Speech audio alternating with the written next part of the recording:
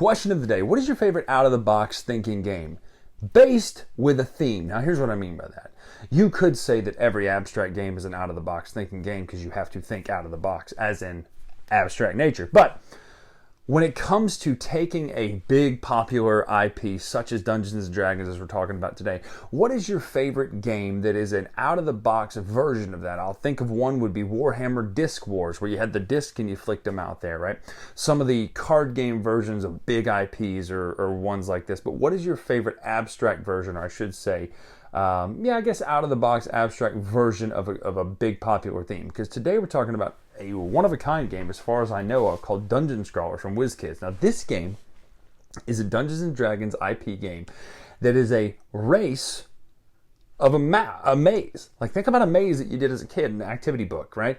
You flip past the find a letter, you flip past this, oh, here's a maze, done, got it?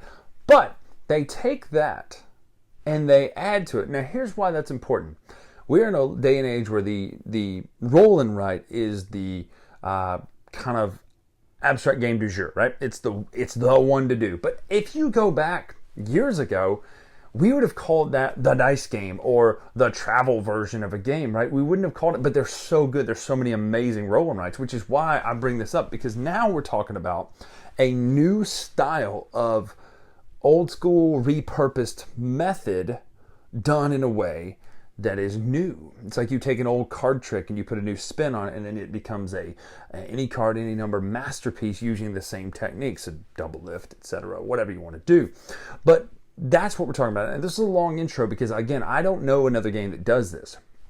It's a maze that you literally race through the maze. You have special powers. You have to take out certain obstacles certain ways. The person with the most points wins the game. So let's take a look at what Dungeon Scrawlers does. We'll come back up to our final thoughts.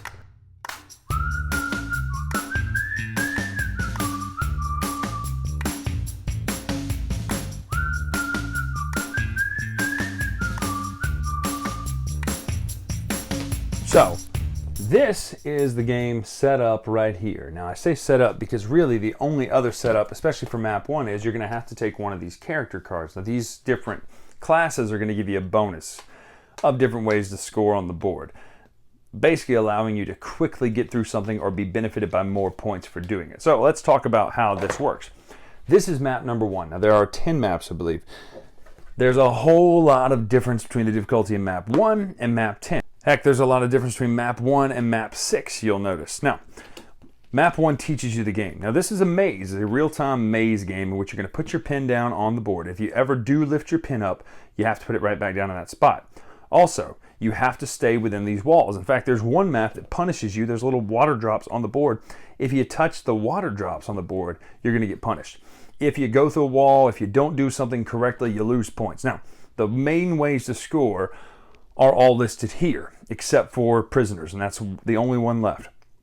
What you're going to do is when everybody says go, you're going to race and you're going to do the job of each room. Some of them have multiple tasks in them, some of them only have one task, but each of them score and do differently. So in order to get bad guys here, we're going to have to mark out the entire thing, just like this.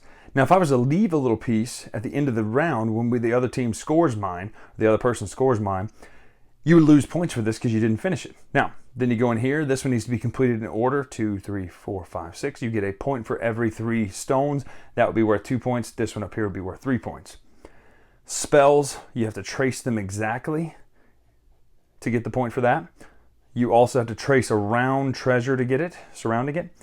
And then last but not least, you go through these wild things here to capture them. They're worth a point per. Now again, you would have to kind of keep this going, following it through. I'm just rushing right there, but ideally you're going to keep it in the middle, and people will grade very, very carefully to make sure that you don't lose points for crashing through walls. This map ends when someone takes out the boss. By doing the same thing, that person would then get an additional 4 points. Now this is just map number 1.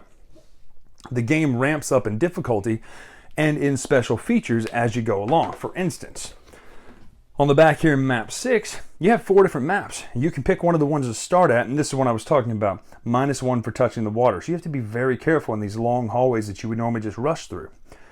Also, it ends when 2 bosses are beaten.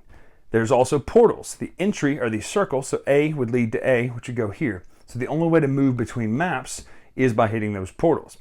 And it gets worse. You've got, well, I say worse, it gets better. You've got these different orbs here, and there's stacks of these points for orbs. The first person to take one off the top takes the first player for 5 points. Then it continues to get even harder and more. Now, some of them have locked doors. You notice that there are locks here. You would need 2 colors of keys to get in from that side, 2 from that side, 2 from that side, 2 from that side to beat this boss.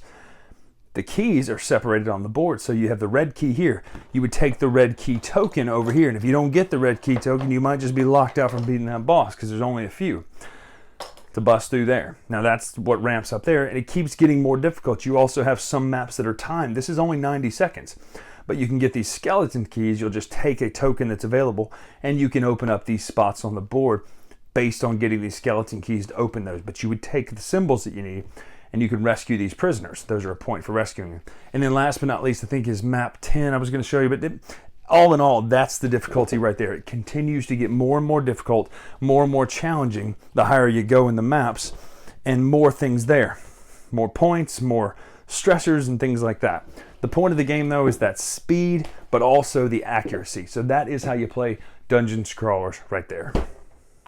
First and foremost, love the way the game looks, right? It's a pleasing game to look at because, yes, it does have the roll and write appeal. It's a flat piece of paper with those dry erase markers, the expo markers, whatever they are. But there's something appealing about the fact that you're looking down at this maze and you get to see all the things ahead of time. And what might seem easy, especially map number 1, seems easy. Then you skip ahead and you're like, oh, there's portals now. So I got to go from A to A. Well, I got to pay attention. Where the heck am I? And then, okay, I'm up here now. My power would really combo well with that. The ramping of difficulty really scales up, and it rewards repeat play, but also it forces you to think. Wait, here's what I was talking about with the team at WizKids back at Gen Con when I first saw it, and the idea was, okay, this is an added stressor, because if you didn't have kind of the race feel of racing that person to beat them, there would be no pressure. You could just take as long as you wanted. But you have 2 goals in mind. One, I can try to undershoot their time and hope that I score enough in the way of trying to end this first that I have enough points on some of the maps. So some of them are timed maps. But also, or I could let them do it and play chicken and hold out and see if I can just get a ton of points before they end it. And that's really the gamble you have to make. Now, the game looks good. It looks great. It uses the art of Dungeons & Dragons, always great. The icons are really easy to understand. It's easy to get what you do.